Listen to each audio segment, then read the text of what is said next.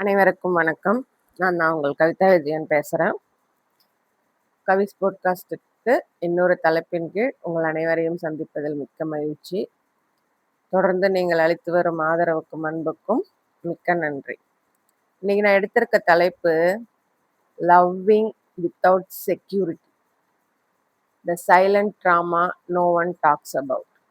அதாவது நம்ம லவ் பண்ணுவோம், ஆனால் அந்த லவ் நம்மளை செக்யூராக ஃபீல் பண்ண வைக்காது. பட் அதை நம்ம புரிஞ்சிக்காம நமக்கே தெரியாம இந்த ட்ராமாவை நமக்குள்ள அதிகமாக்கிட்டே வந்திருப்போம்.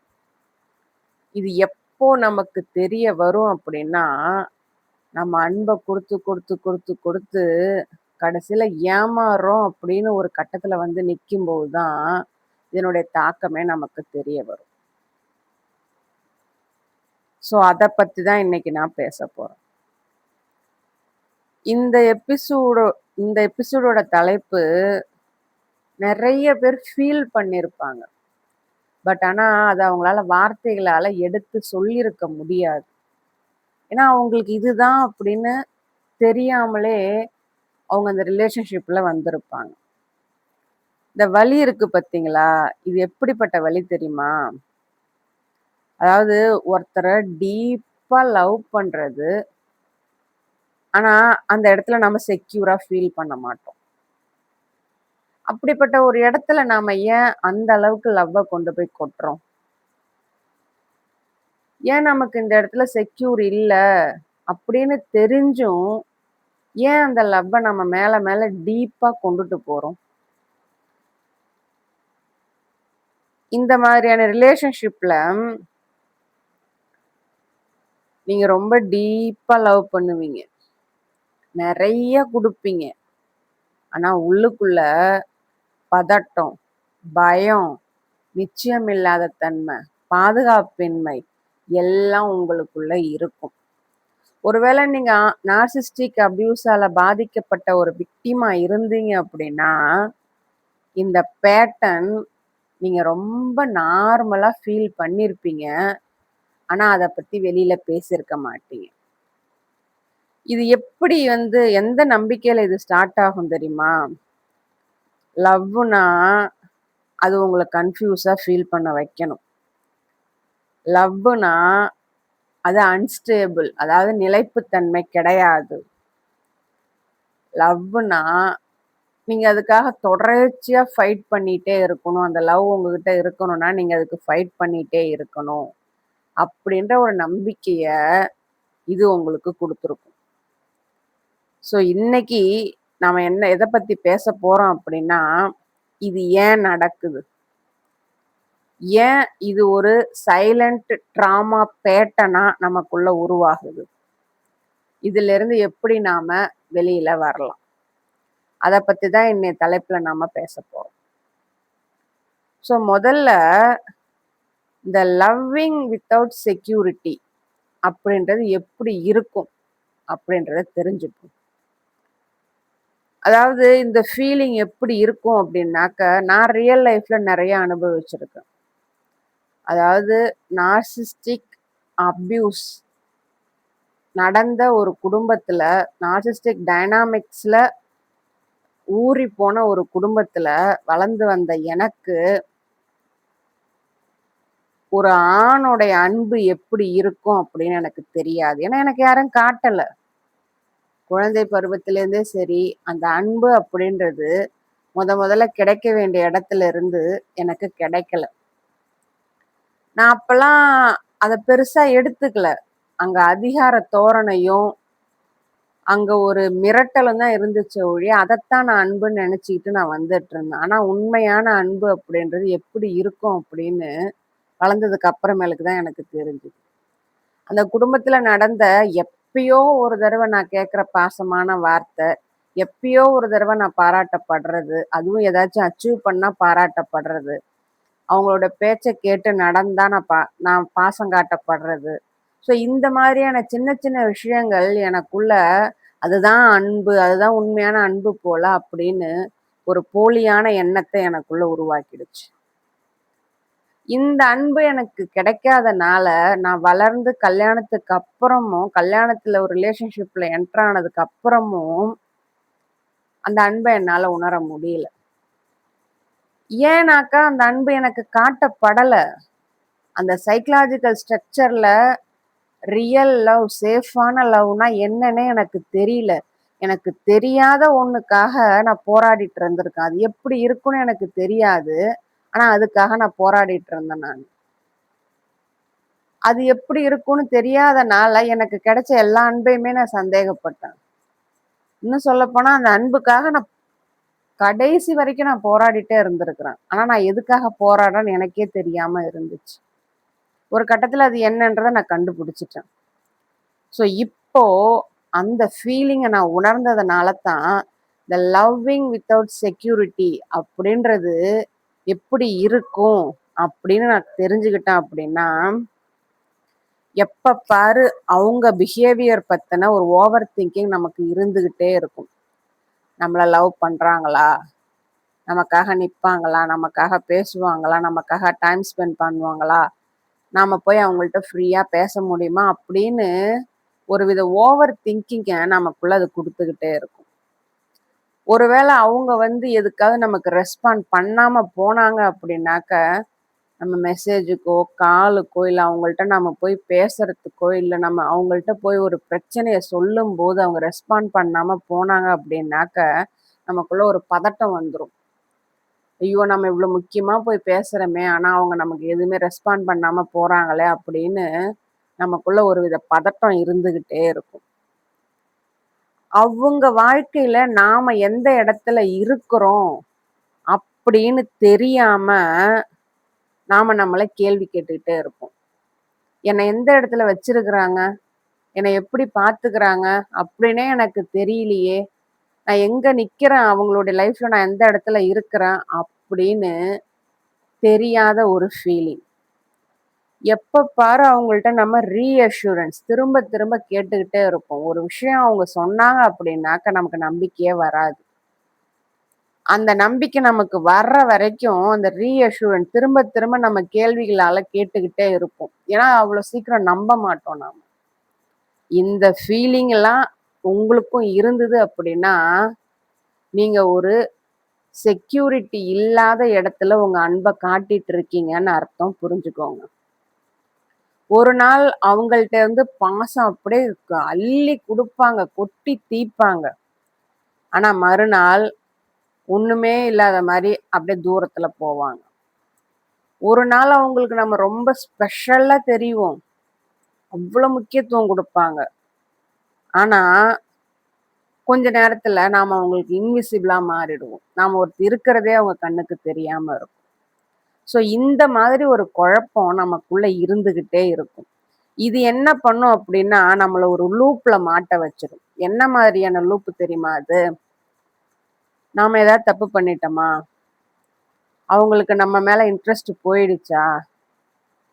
இத சரி பண்ண முடியுமா? இத சரி பண்றதுக்கு நாம என்ன பண்ணணும்? ஆக்சுவலி இங்க நம்மோட தப்பு எதுவுமே கிடையாது. அவங்களுடைய மூட் ஸ்விங்க்காக மூடு மாறுது. அவங்களுடைய மனநிலை மாற்றத்துக்காக நாம ஏதோ தப்பு பண்ணிட்டோனோ, நம்ம மேல அவங்களுக்கு இன்ட்ரெஸ்ட் போயிடுச்சுன்னோ, இல்ல அத நாம ஃபிக்ஸ் பண்ணணும்னோ, அந்த தேவையில்லாத பொறுப்ப நாம எடுத்துக்க வேண்டிய ஒரு சூழ்நிலைக்கு தள்ளப்படுவோம். இந்த எமோஷனலா இன்கன்சிஸ்டன்சி அதாவது இந்த எமோஷனல் வந்து நிலைப்புத்தன்மை இல்லாம இருக்கிற இந்த ஒரு நிலை நமக்குள்ள என்ன பண்ணும்? நம்ம மனசுல நம்ம மனசு வந்து ஒரு நிலையாவே இருக்காது.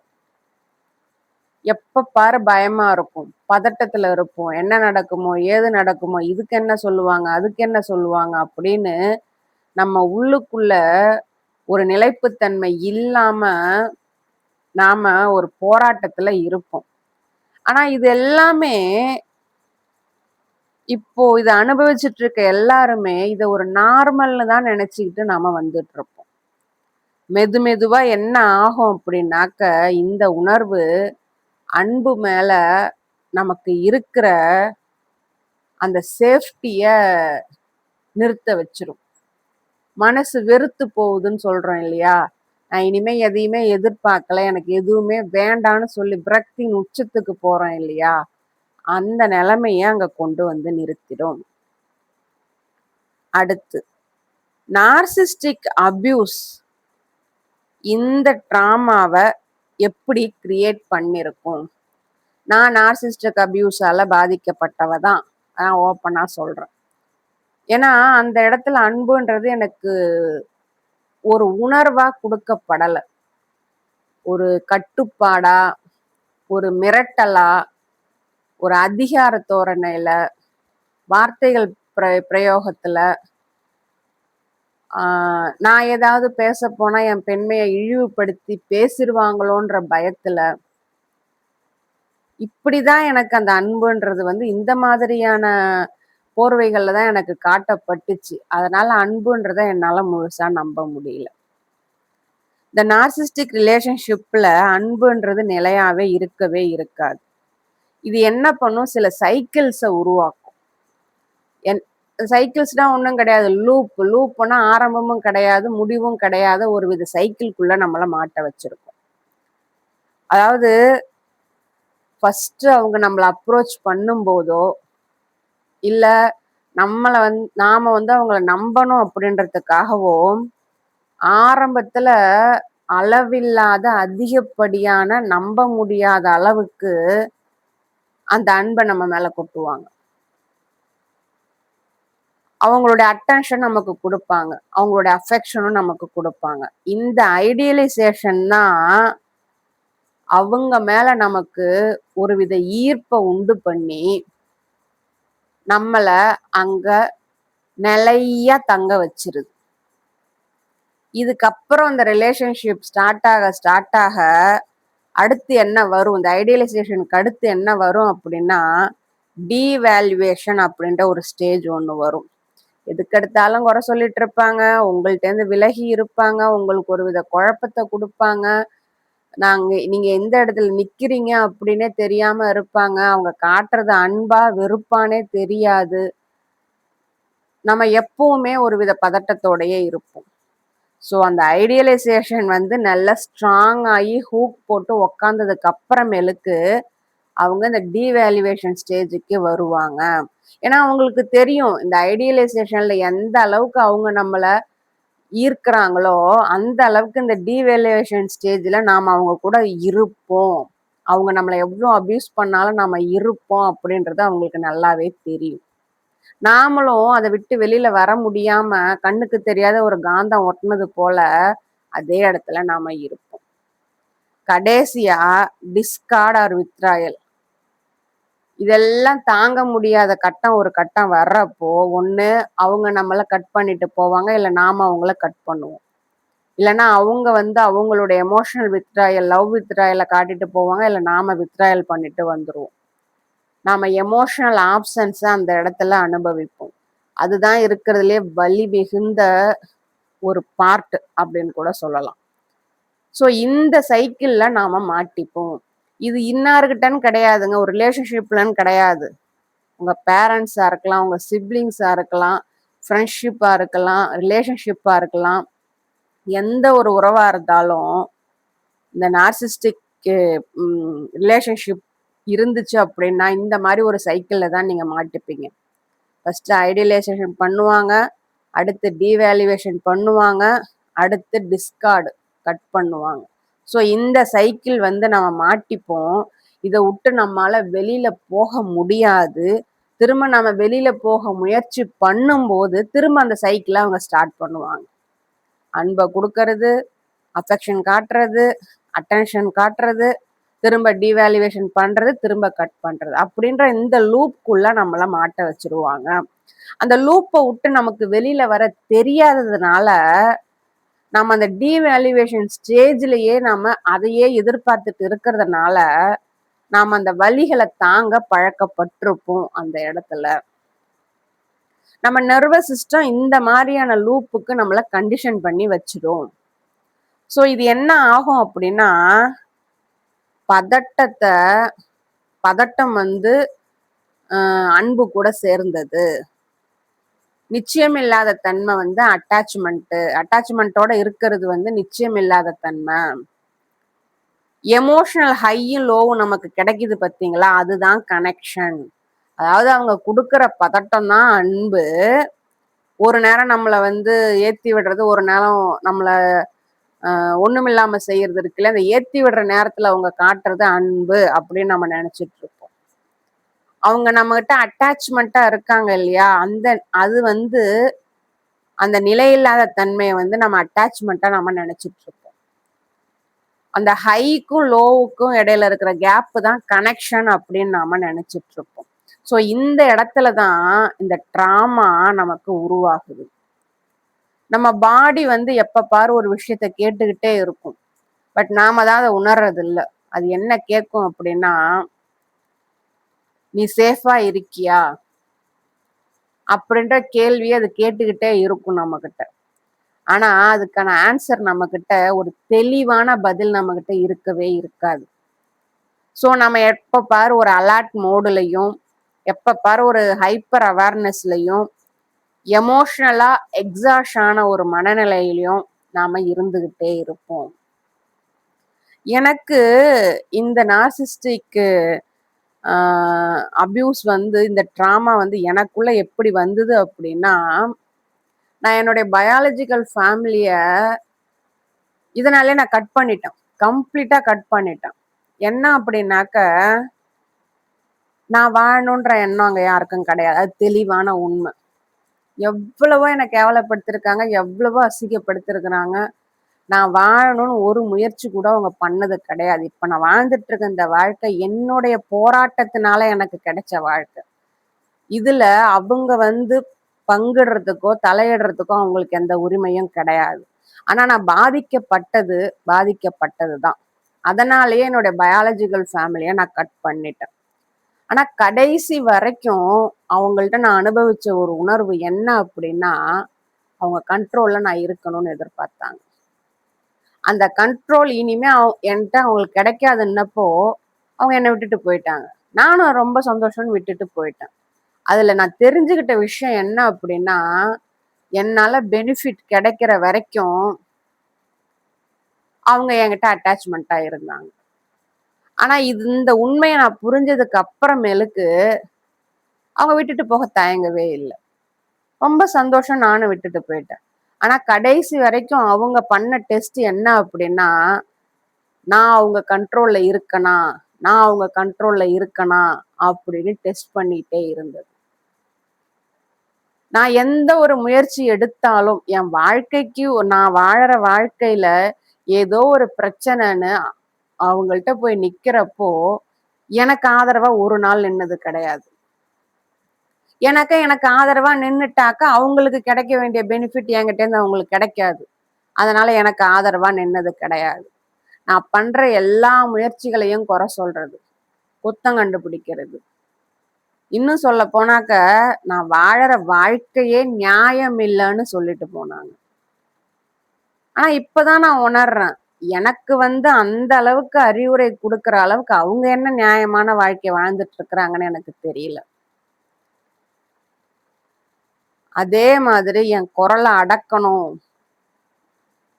நான் பேசுறத தடுக்கணும் அப்படின்னு குடும்பமா கூட்டு சேர்ந்து என்ன அடக்கி வைக்கிறதுக்கு அதுக்கு முயற்சிகள் நடந்துச்சு.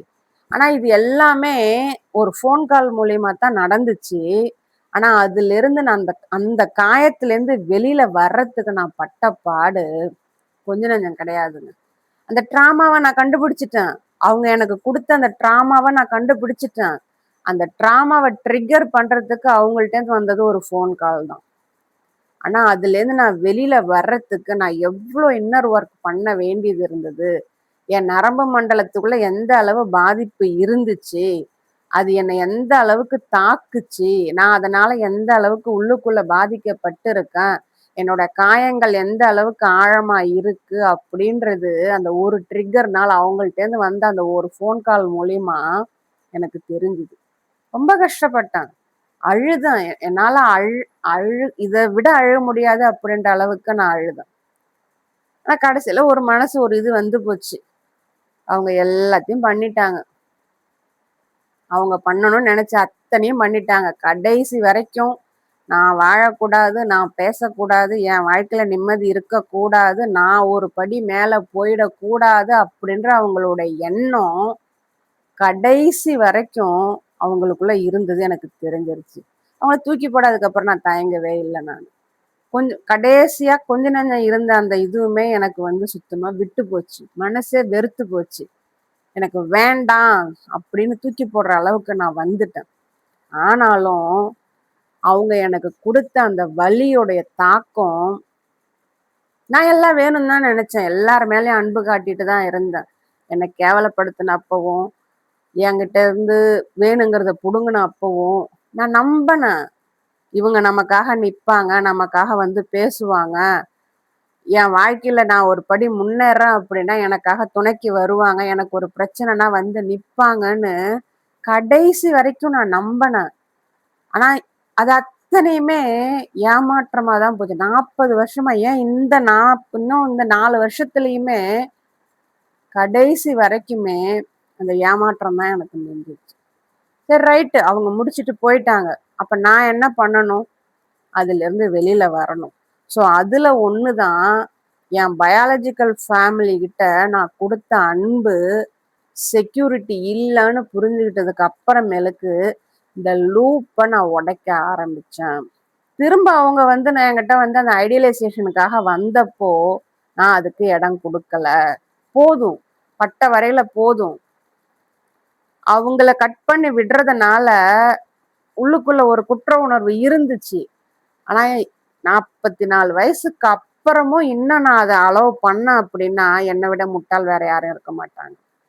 அது புரிஞ்சதுக்கு அப்புறமேலுக்கு தான், நான் அவங்க மேல வச்ச அன்பு போனது போனதாவே இருக்கட்டும். அந்த ஏமாற்றத்த நான் வாங்கிக்கிறேன்.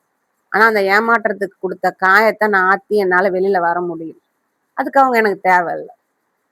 அப்படின்னு அந்த ஐடியலைசேஷன் அவங்க ட்ரை பண்ணதையும் உடைச்சு எறிஞ்சிட்டேன். இப்போ அந்த லூப்ல இருந்து நான் வெளியிலயும் வந்துட்டேன். ஸோ இந்த இடத்துல நமக்கு அந்த லவ் அப்படின்றது ஏன் சேஃபா நாம சே ஃபீல் பண்ண மாட்டேன்றோம் அப்படின்னா, நிறைய பேருக்கு இந்த கேள்வி இருக்கும். ஆனா அந்த கேள்வி அந்த உணர்வை எப்படி வெளிப்படுத்துறதுன்னு தெரியாம இருக்கும். எப்படி அப்படின்னா, இது எனக்கு இவ்ளோ ஹர்ட் ஆகுதுன்னா, நான் ஏன் இத விட்டு போகாம இருக்கிறேன்? யோசிச்சு பார்த்துருக்கீங்களா? இவ்ளோ வலிக்குது எனக்கு. இந்த வலிக்கு எனக்கு தீர்வு கிடைக்கல. எவ்வளவோ கேள்விகள் கேட்டுட்டேன். எவ்வளவோ சண்டை போட்டு பார்த்துட்டேன். ஆனா அந்த வலி எனக்கு மேல மேல அதிகமாயிட்டே இருக்கு. எனக்கு எந்த தீர்வும் கிடைக்கல. அப்புறம் ஏன் நான் இத விட்டு போகாம இதுக்குள்ளேயே நான் இருக்கிறேன்? இந்த கேள்வி என்னைக்காச்சும் உங்கள நீங்க கேட்டிருக்கீங்களா?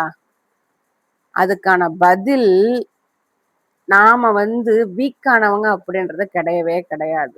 நம்மள கண்டிஷன் பண்ணி வச்சிருக்கிறாங்க. அதுதான் இங்க உண்மை. நான் சொன்னேன் இல்லையா முதல்ல அந்த 3 பாயிண்ட். ஃபர்ஸ்ட் ஐடியலைசேஷன் பண்றது, அடுத்து டீவேல்யூவேஷன் பண்றது, அடுத்து டிஸ்கார்ட் பண்றது. ஸோ அவங்க இந்த சைக்கிளை கரெக்டா கத்து வச்சிருக்கிறதுனால தான் நாம் அந்த லூப்புக்குள்ள மாட்டிக்கிட்டு நாம நம்மளையே கண்டிஷன் பண்ணி வச்சிருக்கிறோம். இதனால என்ன ஆகுது அப்படின்னா, நாம ஏன் இங்க தங்குறோம் அப்படின்னா, அந்த ஃபர்ஸ்ட் ஐடியலைசேஷன் பேஸ்ல அவங்க நமக்கு கொடுத்த குட் மொமெண்ட்ஸ் இருக்கு பார்த்தீங்களா? குட் இமேஜ் இருக்கு பார்த்தீங்களா? அது கூட நம்ம டீப்பா அட்டாச்டு ஆயிடுவோம். ஸோ இப்போ அவங்க மாறிட்டாங்கன்னா, நான் ஏதோ தப்பு பண்ணிட்டேன், அதனால மாறிட்டாங்க. அவங்க திரும்ப அந்த பழையபடி மாறுவாங்க அப்படின்ற ஒரு மாயையான ஒரு நம்பிக்கைக்குள்ள நாம மாட்டிப்போம். அவங்க எப்படியும் திருந்திருவாங்கன்னு நாம நம்புவோம். அங்க நடக்கிற எல்லா பிரச்சனைகளுக்கும் நாம தான் காரணம் அப்படின்னு நினைச்சதுனாலையும், இந்த ரிலேஷன்ஷிப்பு நம்ம விட்டுட்டு போயிடக்கூடாது. நாம இதை சரி பண்ணி இங்க நாம நல்லபடியா வாழணும் அப்படின்ற காரணத்தினாலையும் நாம கண்டிஷன் பண்ணி வைக்கப்பட்டிருப்போம். நம்ம கண்டிஷன் பண்ணி இருந்தாலும் இந்த 4 காரணங்கள், அந்த குட் மொமெண்ட்ஸ் இருக்கிறது, அவங்க எப்படியும் திருந்துருவாங்கன்னு நினைக்கிறது, எல்லாத்துக்கும் நம்மளையே காரணம் காட்டுறது, இந்த ரிலேஷன்ஷிப்பை ஃபிக்ஸ் பண்ற பொறுப்பு நம்மளுது அப்படின்னு நினைக்கிறதுனால தான் நாம வலிச்சாலும் இந்த உறவுக்குள்ள தங்கிக்கிட்டு இருக்கிறோம். இதுல இன்னொரு முக்கியமான விஷயம் என்ன அப்படின்னா, எந்த இடத்துல நாம சேஃபா செக்யூரா ஃபீல் பண்ணலையோ அந்த இடத்துல தான் நாம கடைசி வரைக்கும் ட்ரை பண்ணிட்டு இருப்போம். நமக்கு உண்மை தெரியும், இந்த இடத்துல நமக்கு சேஃப் இல்ல, செக்யூர் இல்லைன்றது நமக்கு தெரியும். அங்கேருந்து எந்த ஒரு செக்யூரிட்டியும் வராதுன்னு தெரியும். நம்ம மனசுக்கு ஒரு நிலையான ஆறுதல் அவங்க கொடுக்க மாட்டாங்கன்னு தெரியும். நம்ம அன்புக்கு ஒரு மதிப்பு கொடுக்க மாட்டாங்கன்னு தெரியும். ஆனா அங்கதான் நம்ம அவ்வளோ உயிரை கொடுத்து ட்ரை பண்ணுவோம். இது என்ன ஆகும் அப்படின்னாக்க, அந்த நம்பிக்கைக்கும் ஏமாற்றத்துக்கும் இடையிலான ஒரு சைக்கிள, ஒரு லூப்ல நம்மள முழுசா மாட்ட வச்சிரும். இந்த சைக்கிளுக்கு நம்ம அடிக்ட் ஆயிடுவோம். ஸோ நாம இந்த சைக்கிளுக்கு அடிக்ட் ஆனது அவங்களுக்கு தெரிஞ்சது அப்படின்னா அவங்க விட மாட்டாங்க.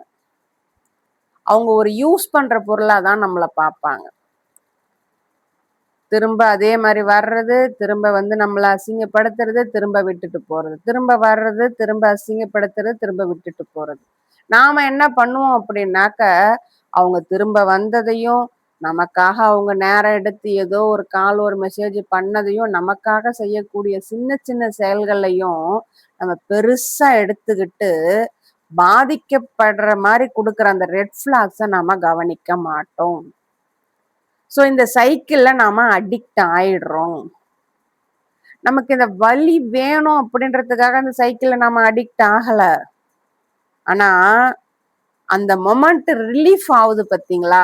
அவங்க ஏதோ ஒரு நல்ல வார்த்தை பேசும்போது நமக்கு ஒரு ரிலீஃப் கிடைக்குது பாத்தீங்களா? அந்த மொமெண்ட்டுக்காகத்தான், அந்த மொமெண்ட்டை நம்ம சேஸ் பண்ணி தான் இதுக்கு நாம அடிக்ட் ஆகிறோம். ஸோ இதுல இருந்து நம்ம எப்படி வெளியில வரலாம்? இது ஹீலிங் எப்ப ஸ்டார்ட் ஆகும் அப்படின்னா, நீங்க இந்த பேட்டர்னை தெளிவா புரிஞ்சுக்கும் போதுதான் ஸ்டார்ட் ஆகும். முதல் விஷயம், அன்பு அப்படின்றது கண்டிப்பா பதட்டத்தை கொடுக்கவே கொடுக்காது உங்களுக்கு. ஆனா நாம சொல்றோம், சினிமாவெல்லாம் பாக்குறோம், யாராவது நம்மளை பார்த்தாங்கன்னா படபடன்னு இருக்கும், நமக்கு பட்டாம்பூச்சி பறக்கும் அப்படின்னு. ஆனா உண்மை அது கிடையவே கிடையாதுங்க. நீங்க ஒருத்தவங்க உண்மையா லவ் பண்றீங்க அப்படின்னா, அவங்க உங்களுக்கு அந்த அன்பை காட்டுறாங்க அப்படின்னா, அந்த இடத்துல ஒரு வித அமைதி இருக்கும், ஒரு வித தெளிவு இருக்கும், பதட்டம் இருக்கவே இருக்காது. அந்த பதட்டத்தை உடம்புல உங்களுக்கு ஒரு உறவு கொடுக்குது அப்படின்னா, அந்த இடத்துல அன்பு இல்லைன்னு நீங்க தெளிவா தெரிஞ்சுக்கலாம். உண்மையான அன்பு அப்படின்றது கன்சிஸ்டண்டா இருக்கும். அவங்க எப்பவும் நம்ம கிட்ட ஒரே மாதிரி நடந்துப்பாங்க. அமைதியை கொடுக்கும், பாதுகாப்பை கொடுக்கும்.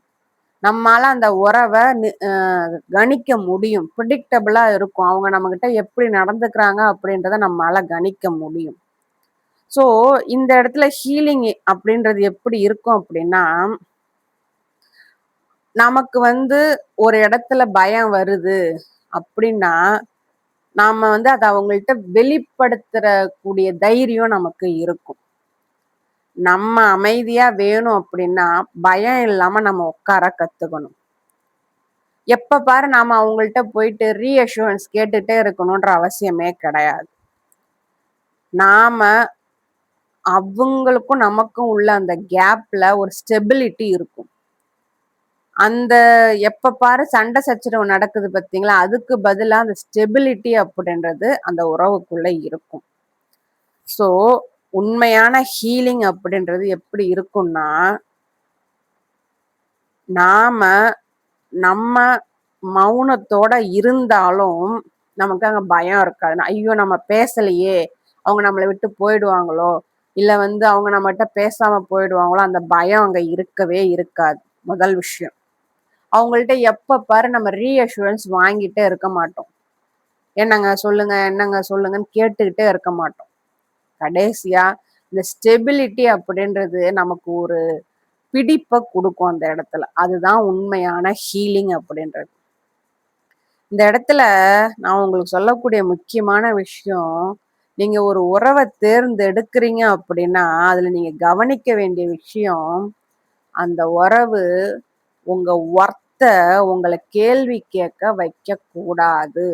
எப்போ உங்க ஒர்த்த அந்த உறவு கேள்வி கேட்க வைக்குதோ அப்பவே புரிஞ்சுக்கோங்க, அங்க விரிசல் விழுந்துருச்சு. அந்த உறவு உங்களுக்கான உறவு இல்ல அப்படின்றத நீங்க அங்க புரிஞ்சுக்கணும். எப்ப பாரு அவங்க என்ன விரும்புறாங்களா, லவ் பண்றாங்களா அப்படின்னு நாம தெரிஞ்சுக்கிறத விட, இந்த உறவுல நாம இருக்கிறது சேஃப் ஆனதா? அப்படின்ற கேள்விய நாம கேட்கறது ரொம்பவும் நல்ல விஷயம். ஸோ இந்த இடத்துல உங்களுக்கும் நீங்க லவ் பண்றீங்க அப்படின்னா, அந்த இடத்துல செக்யூரிட்டி இல்லாம இருக்குது. அப்படின்னா, நீங்க தப்பா லவ் பண்றீங்க அப்படின்னு அர்த்தம் கிடையாது.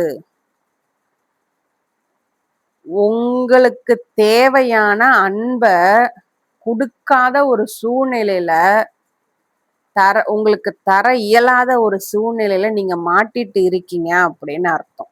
புரியுதுங்களா? இப்போ இந்த அன்பு அப்படின்றது உங்களுக்கு செக்யூரா ஃபீல் ஆகல அப்படின்னா, உங்க லவ் மேல எந்த தப்பும் கிடையாது. நீங்க ஒரு தவறான நபர்கிட்ட அந்த அன்பை எதிர்பார்க்கறீங்கன்னு அர்த்தம். ஏன்னா இப்போ உங்களுக்கு சாய்ஸ் இருக்குது. என்ன சாய்ஸ் அப்படின்னா, உண்மையான அன்புனா எப்படி இருக்கும்? பலி இல்லாம இருக்கிறது தான் உண்மையான அன்பு. அப்படின்ற அந்த ஐடியாவை நீங்க புரிஞ்சுக்கிறது தான் உங்களுடைய சாய்ஸ். அதன்படி நீங்க நடந்தீங்க அப்படின்னா, நீங்க நிலைப்பு